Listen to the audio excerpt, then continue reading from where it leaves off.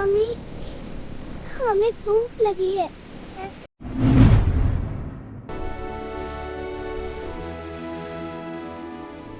मैं अभी आती हूँ। तुम सब इकट्ठे रहना और घोंसले से बाहर बिल्कुल मत निकलना।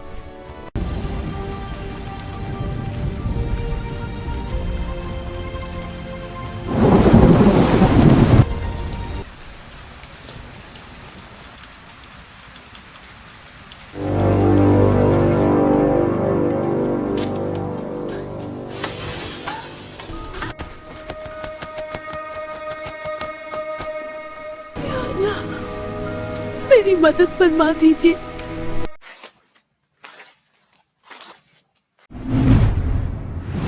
जाल में फंसी हुई चिड़िया और कदम ब कदम करीब आता हुआ शिकारी। उधर उसके नन्हे बच्चे बारिश और भूख में सिसक रहे हैं। अब न वक्त बचा है और न ही कोई रास्ता।